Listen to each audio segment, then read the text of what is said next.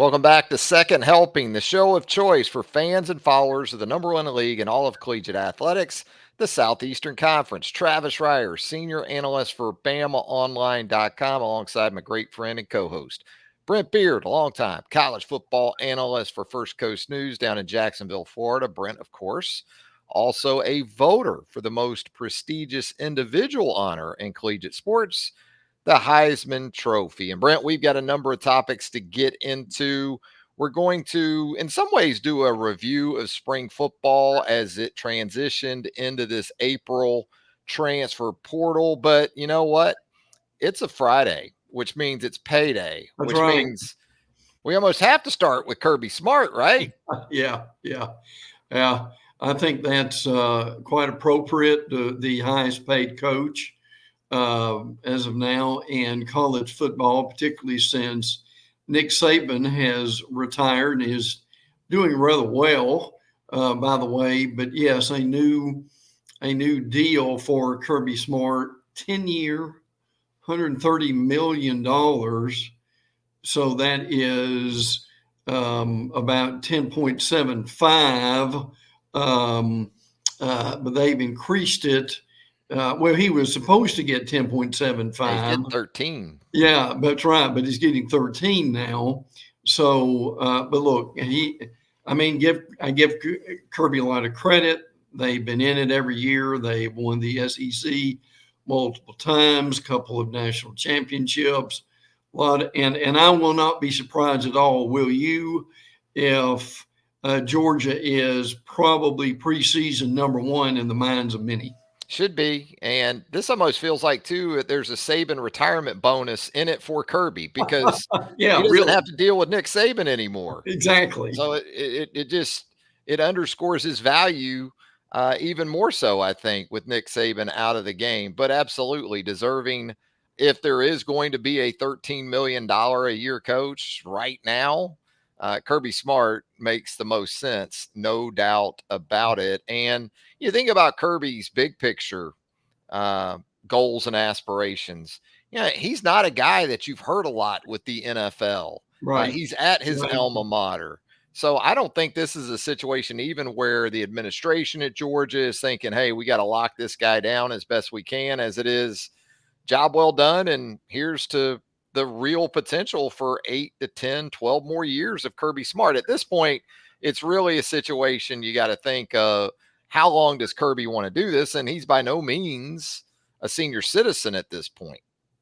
Well, and at the SEC championship game, Nick Saban and Kirby were sitting together, and Nick said that was talking about his 17 years in Alabama, and almost under his breath, Kirby says, "There is no way that I'm going to be there that long."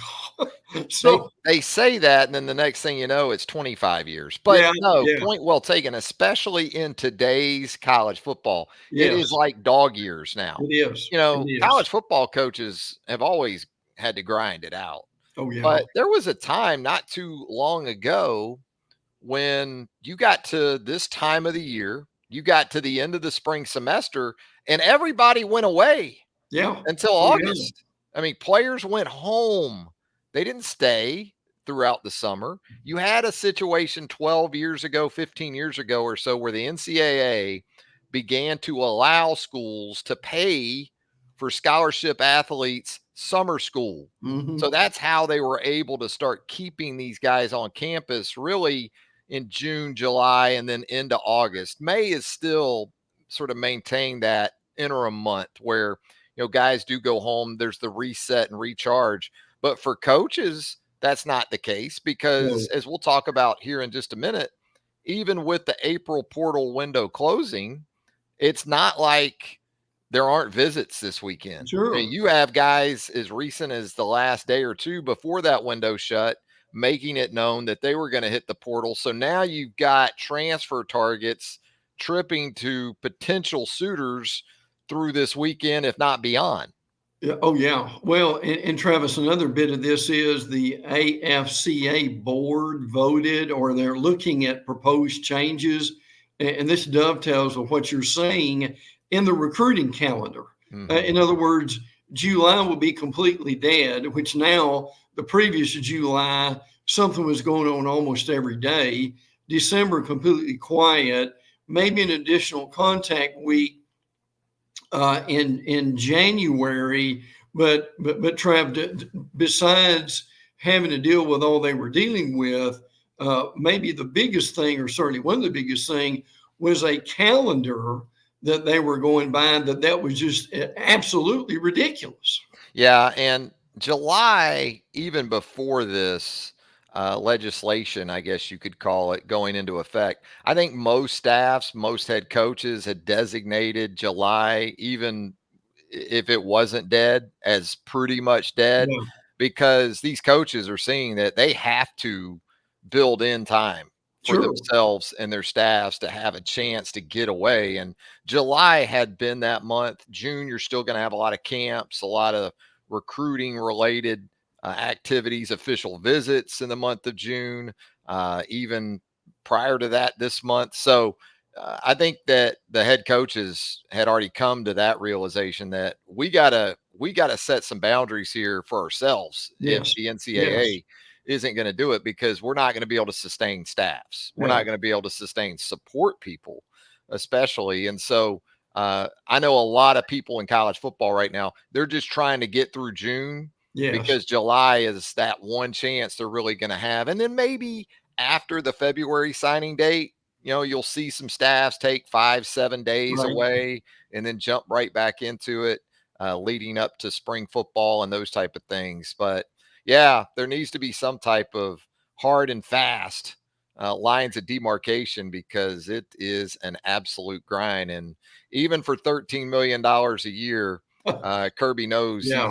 he's going to have to earn it almost every single day. So we talk about the April portal window closing. There have been some items of interest here in the last few days as it relates to SEC programs, comings and goings, potential for new guys to come into the league. Alabama in its secondary has a couple of transfer targets on campus this weekend, and King Mack expected to be in Tuscaloosa. Previously of Penn State, you've got Khalil Jacobs, a linebacker from South Alabama, expected to visit the Crimson Tide this weekend. And you also have Deshaun Jones, a corner from Wake Forest. So again, just because the portal window has shut doesn't mean everything is shut down when it comes to trying to land targets for certain programs in the SEC. Oh yeah, and I'll throw in there a big commitment for Florida. One that you certainly would know about. Former Southern Cal offensive lineman Jason Zandamela has committed to Florida. 6'3", 305, one of the better ones available. So not a big, much needed pickup for the Gators, Trav. Yeah, and it seems like we've been talking about Florida in need of offensive line help for about a Yeah, decade now. maybe. It's a sort of an annual thing, which is, saying something, because in the Steve Spurrier era and some previous eras, offensive line was a real strength for the Gators, but it's been a struggle. Not only for Florida, SC is going through some of that, a nationally renowned program. It just seems like it's tougher and tougher to find the quality big guys. So, yeah, some things to consider also on the transfer portal front, but we like to look ahead too Yes, we to do. the upcoming season. And why not go ahead and look ahead to the college football playoff, which is going to expand to 12 teams in 2024. And it sounds like, Brent, we're already getting some of those quarterfinal kickoff times set. Yeah, yeah. Rose Bowl. This is Wednesday, January the 1st. A quarterfinal this season, 5 p.m. kickoff. Chick-fil-A quarterfinal at noon or 1. And then the Sugar Bowl around 9 o'clock. Now, look, there'll be obviously others that will be filled in here, but just to be able to throw that out a little bit for folks to know. And Trav, we're not going to be with 12 very long. It's very obvious that the two most powerful men in college football, and Greg Sankey of the SEC and Tony Petitti of the Big Ten, Petitti in particularly Trail, they want to go to 14, if not 16. So 2 years of 12 to adjust, and then we're going to 16 or somewhere therein. So, man, the changes just really continue. So they've locked in the 12, and then they're looking forward to going beyond that. Trev, look, I'm being facetious here, but I'm not. It really makes you wonder in 10 to 15 years, are we going to be having 20 involved? I wouldn't be surprised. It seems to be growing like kudzu before our Yeah, very really. eyes. Kudzu in Athens, Georgia, perhaps. Hey, one of the things we also have learned here of late, thanks to Ross Dellinger for this of Sports Illustrated, he was able to go inside the college football playoff meeting room. I found this fascinating that CFP director Bill Hancock laid out a 12-team playoff based on the rankings from the 2022 season. You talk about some fascinating Yes, on campus games yes. that you would have had. Tennessee hosting Kansas State, Tulane at number 5, TCU. How about USC and Caleb Williams at number 7, Alabama, with Wow. Bryce Young at Yeah. quarterback? Couple of gunslingers in that one. And then also, I guess this also underscored or highlighted a potential issue that you're going to have with the playoff. And in 2022, you would have had number 11 Penn State at number 6 Ohio State, which of course would have constituted a rematch. Well, that is the big thing that's come out of trying to put all this on the board and do a mock of the tournament early. Now, again, this is obviously not 68 teams like we have in the NCAA tournament. Again, a rematch there. We're talking about a first round rematch. Which is the reason why we have a playoff. Yeah, Rematches. absolutely. You go back to Alabama, LSU in 2011. We now have 12 teams, and we could potentially Yeah. not have enough Yes. teams to Oh, avoid yeah. rematches. Yeah, that's a problem. Yeah, it is. So that's one thing. And again, when you've got a small sample size like this, sometimes it's hard to get around it. Now, look, a lot of people, what makes me curious here, Trav, now the NFL has rematches in the playoff all the time. And again, we can't compare everything to the NFL with college, but a lot of folks don't seem to mind that. But look, I mean, for instance, if we had Ohio State, Michigan regular season, Ohio State, Michigan in the conference championship game, Ohio State, Michigan somehow in the first round of the playoff, how would that go over with television and fan bases, I wonder? Yeah, that would be interesting to consider, no doubt about it. And so, we talk about the NFL, which kind of appropriate because we just completed the 2024 NFL draft, and you got to give it up to the Pac 12. Of course, the Yeah. SEC. Of course, the SEC led the way in draft picks with 59 from last weekend. But, there was the now defunct R2 team, Pac 12, I guess you could say, with Washington State and Oregon State Yeah. hanging on 43 picks Yeah. for the Yeah. Pac 12, Big 10 with 42, Mhm. ACC with 41, Big 12 just 31 picks. And boy, you think about that Big 12 number, that was with Yeah. Texas and Oklahoma. And you Right. think about Texas and Oklahoma picks now Ooh. moving over to the SEC and that Big 12, that gap with the Big 12, boy, it's going to get even wider. It is, no doubt about it. Yeah. And obviously, there were some lot of numbers done. If you had the new conferences now, and where would that be? Now, what's interesting about that is and we won't get into this very deep, but the Big Ten Mm-hmm. kind of had the lead there, and the SEC second to them. But look, for the here and the now, again, the SEC talent just unbelievable. Trav, I think that's what 17, close to 20 years in a row where the SEC has dominated the draft again.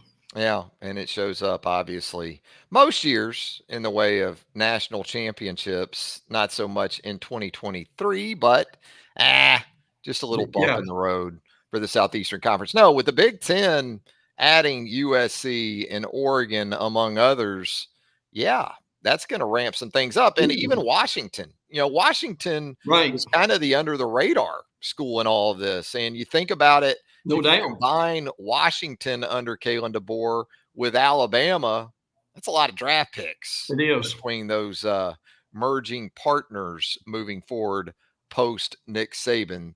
Brent, wanted to get into it with you too about some biggest concerns for some of these SEC teams post spring practice. And what we'll do is we'll move around the SEC. We'll go alphabetically with some of these Sure. teams, but Alabama, we've mentioned a lot of activity here in the last week or so on the defensive side of the ball.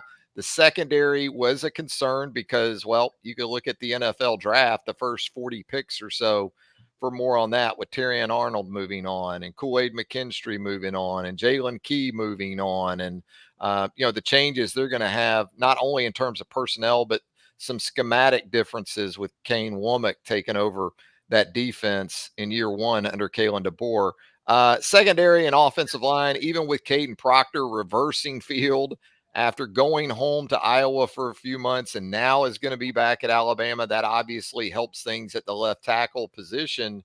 But you had James Brockermeyer here since we last got together. The center has moved on to TCU. You're thinking Parker Brailsford, the Washington transfer, is going to jump right in there, but Yeah. his availability was very limited. Had to take care of some personal things back in March and April after making the move from Washington with DeBoer and company. Is that pretty much where it sits, you think, for Alabama moving forward into the summer months? Yeah, and those are things to work on. Obviously, I mean, double-digit guys in the secondary, but still, a lot of these guys, as you've chronicled, are very young. And look, as you mentioned a few minutes ago, with the guys coming in this weekend, Khalil Jacobs, Deshaun Jones, Isaiah Hamilton. And obviously, King Matt coming over Penn State. Travis, no coincidence. Most, if not all, those guys are in the secondary. Yeah, and Isaiah Hamilton, the Houston transfer, as we were able to confirm on Thursday night at Bama Online, no longer set to make that visit that was previously scheduled to Tuscaloosa. Looks like he could be more of an Ole Miss situation here Interesting. in making the move from the Big 12 to the SEC. Um, yeah, I think there's no mystery there as it relates to Alabama. I'll tell you one for Auburn, and you have this stat in your notes, which is pretty amazing. Is in year two under Hugh Freeze, because the expectation I think has always been okay, year one, maybe not as much, but by the end of Mhm. year one, rounding into form, use the sort of end of the season as a springboard into 2024. That nearly happened with Alabama on the Plains and the improbable loss to the Crimson Tide there late in that game. And then also, the bowl performance was not inspiring at No, all in no. Nashville. But this stat has got to change. Auburn has lost 17 straight matchups to Power Five teams that finish seasons with a winning record. Am I reading that right, Yeah, Brent? yeah. That's unbelievable, isn't it, Travis? The last win in a situation like that back to 2021. Wow. So and look, the recruit and the Auburn beat writers will be the first to tell you this. The recruiting has been really poor. I mean, look with Gus Malzahn, who gets a lot of credit, but he also lost 4 games a year, and really just did a very poor job recruiting the line of scrimmage. And then Brian Harsin really never had a chance. That really never worked at all. So we see why they went their own separate ways. So Trav, if you put the coaching changes so close together, and then you put the lack of recruiting can you see a pattern as to why this team struggled the way they have?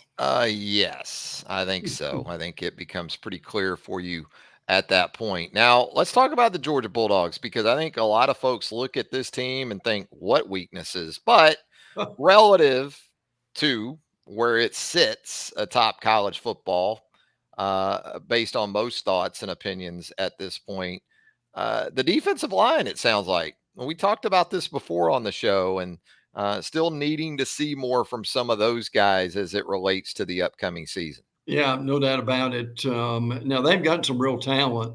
There's no doubt about that within that defensive line. Mikael Williams, Nazir Stackhouse, Warren Brinson, Christian Miller, Jordan Hall. Those are names some folks may not be familiar with, but I think they will be soon. But Trav, Georgia's problem recently, and it's a wonderful problem to have.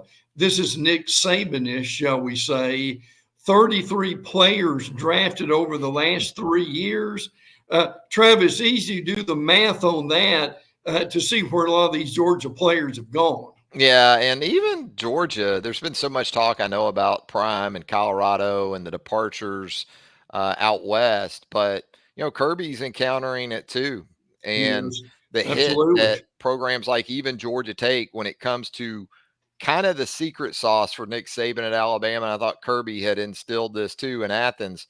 Player development, this sort Yes. of assuredness that you're going to have a guy for 3 years. That's going to give you time to see exactly what you've got, exactly what they can become.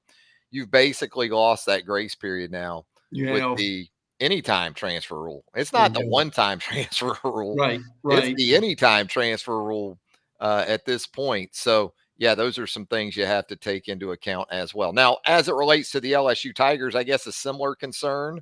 And really, you saw it with our Jacksonville Jaguars taking a couple of Yeah. LSU defensive Absolutely. linemen last weekend in the NFL draft. Mason Smith there in the second round for the Jags, Jordan Jefferson in the fourth round from LSU. So a lot of holes to fill on that LSU defense, make no mistake about it.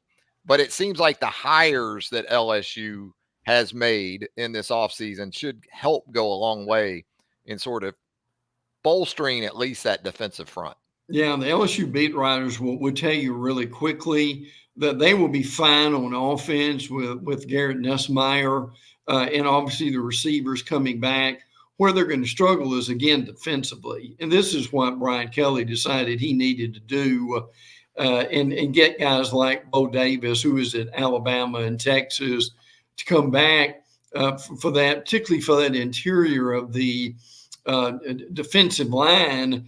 And the LSU beat writers will be quick to say they're not going to be back this year, Trav, on that D line.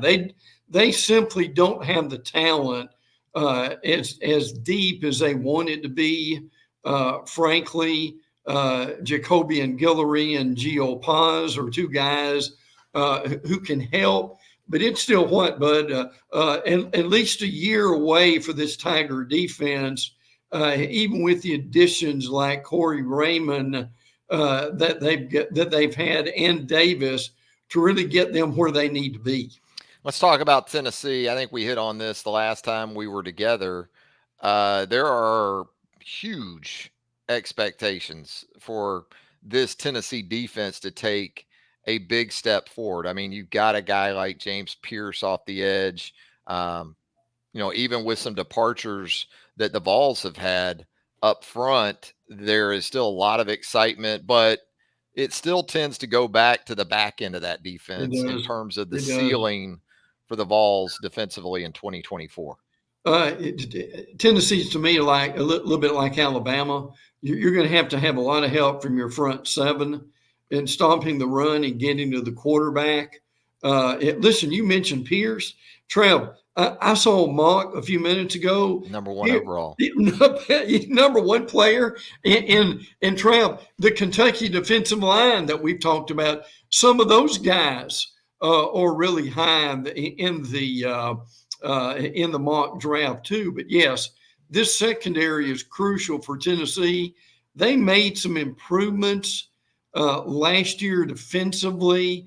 and they went down offensively. So the thing with Heupel is, Ben, Josh Heupel, the head coach, is when can you get this stuff together and be able to get it balanced at that point? But the problem is, Trev, that they're having a whole lot more new starters than they are guys who've been around for a while.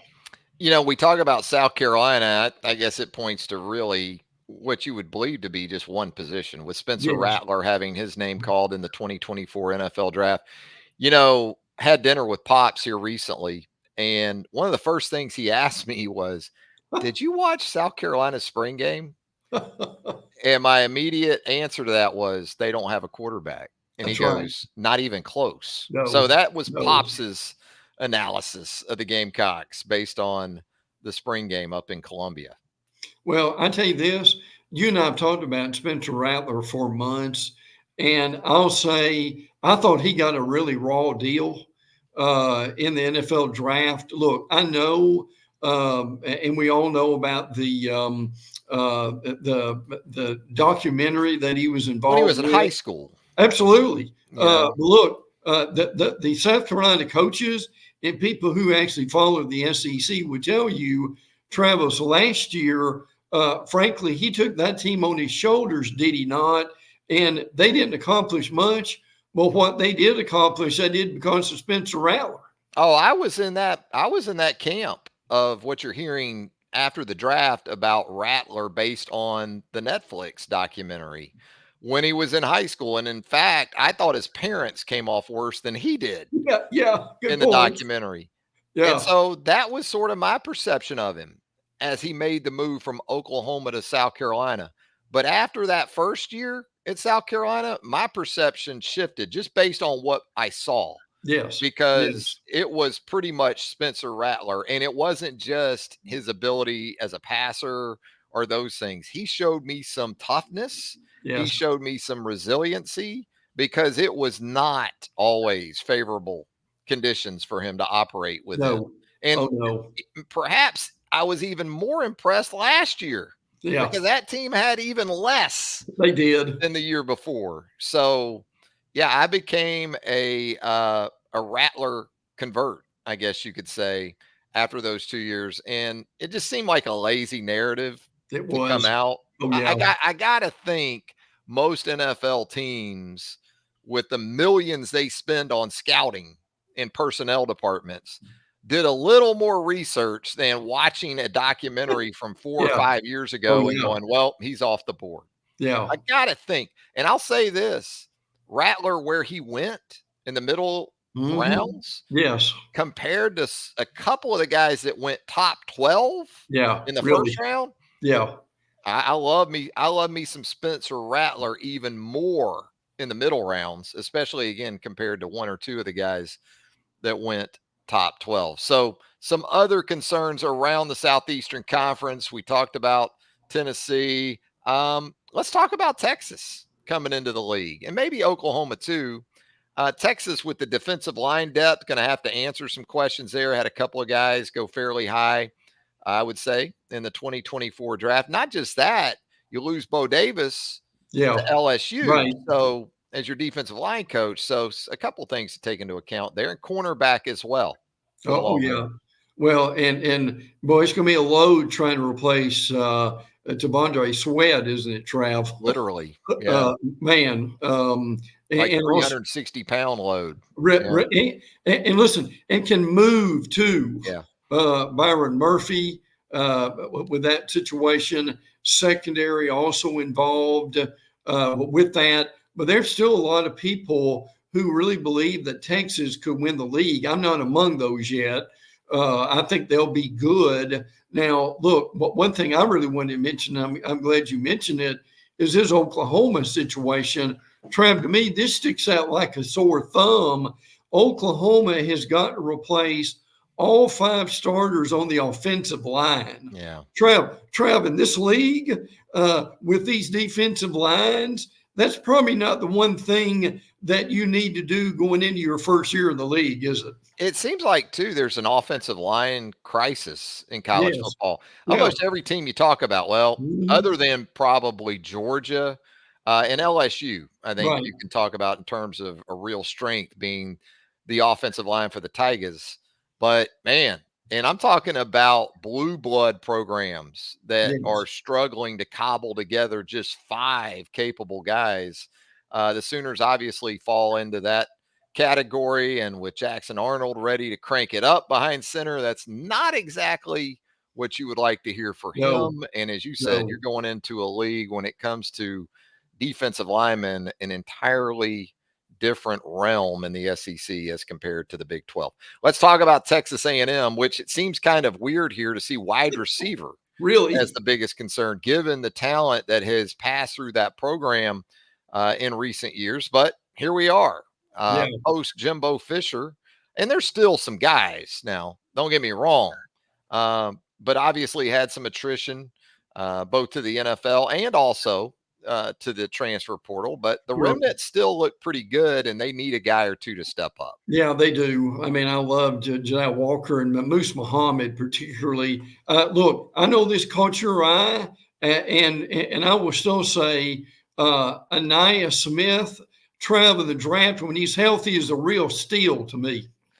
I like him too in the return game, potentially too. And Absolutely. you've got some changes in the NFL with the kickoff rules now. So, we talk about Texas. You see Keelan Robinson go in the fifth round of the Yeah. Jacksonville Jaguars as a backup running back, and you're thinking, what? Well, this is a guy who runs like sub 4.3 and can Yeah. return kickoffs. So Really. these are changes that help a guy like that. But yeah, with Evan Stewart moving on to Oregon, that was a blow, no doubt, to that wide receiver core. But I think you do have a quarterback in Connor Weigman, if healthy Yes. from the injury that he sustained last season. No reason to think he won't be. He can elevate guys too.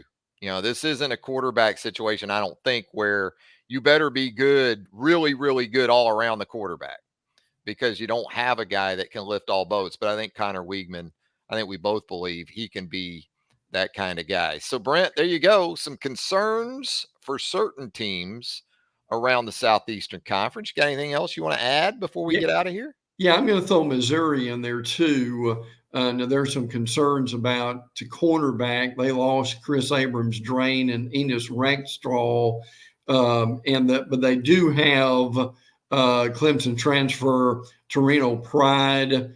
Marcus Clark comes back. I think they'll be okay defensively. And boy, a team that has really turned the corner. And you got Brady Cook coming back. Luther Burton, who both of us think could play in the NFL right now, or maybe even last year. So I probably have less concerns about Missouri than a lot of these teams. But Trev, I was taking a look at the league yesterday. I mean, can you still make the case, even with some of these losses, that Missouri still Trav, in the top 4, 5, or 6 of the league, are they not? Yeah, and I mean, people are actually pointing to that road trip to Tuscaloosa in October Yeah, as really. not only a defining game in the race to Atlanta because we're going without divisions. Yep, It's going to yep. be the top two teams. So That's it's no right. longer, well, it's East versus West. So if you drop a game to an Eastern Division opponent, it doesn't necessarily, if you're Alabama, doesn't necessarily cripple you in terms of your SEC championship game hopes. No, they're all going to count the same. And Yeah, that's absolutely, there's right. there's a lot of expectations for Drink in that team in 2024. But I think you hit on it with those corners that Missouri has to replace. They kind of flew under the radar They because of did. Burden and Schrader and Yeah. the quarterback situation being better and offensive line play, things like that. Boy, when you've got a couple of guys that can hold it down like that, especially Rakestraw, you got a real luxury to work Oh, with yeah. in Uh, college yeah, football. yeah, no doubt. And Trav, I want to point out that this is kind of amusing to me. I remember watching Mississippi State basketball last year, and they've got one of their bigs is Jimmy Bell, who is 6'10", 280, and Trav looked every bit of it. Maybe one of the better, more muscular players in the league, and I thought I thought to myself watching them, he can almost play football. Well, his basketball eligibility is over.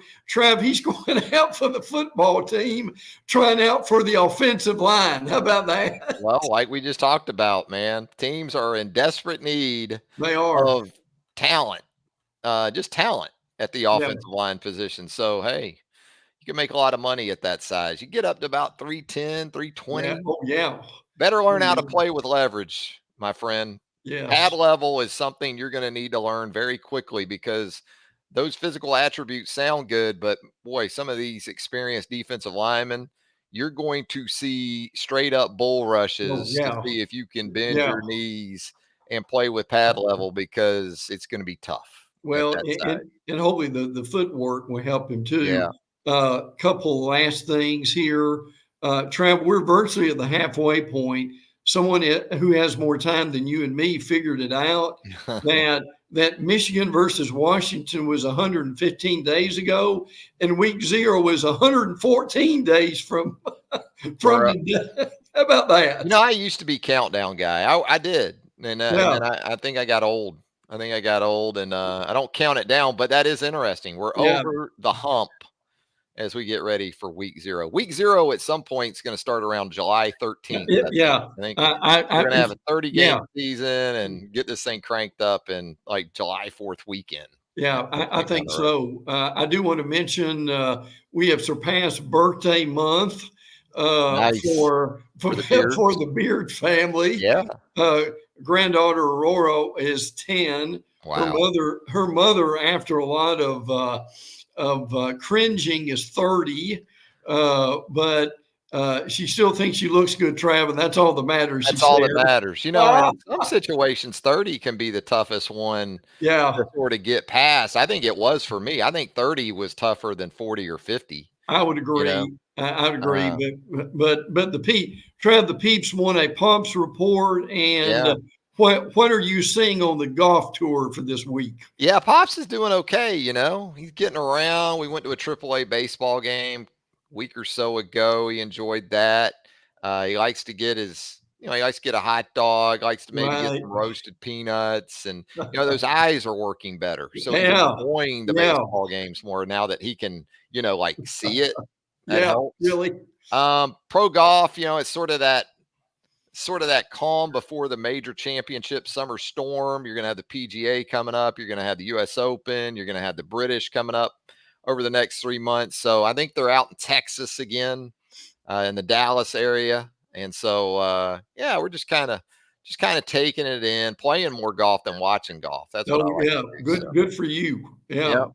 Well, Brent, as always, enjoyed it, my friend. Good stuff with us here on Second Helping, the show of choice for fans and followers of the number one league in all of collegiate athletics, the Southeastern Conference. Look forward to doing it again soon, Brent. Me too, bud. And again, I'm on that countdown for Oh, the preseason book, magazines, the Trav. books. We're about 3 weeks away. Okay. Well, we'll count it down. I will count that down. I know how much Yeah. that means to Brent, so I will count that Absolutely. down. Absolutely. For Brent Beaird, Travis Reier, thanking you again for joining us right here on Second Helping. Be sure to like, subscribe, and turn on the notifications for our YouTube channel here at Grateful Sports Food Travel. Till next time, so long, everybody.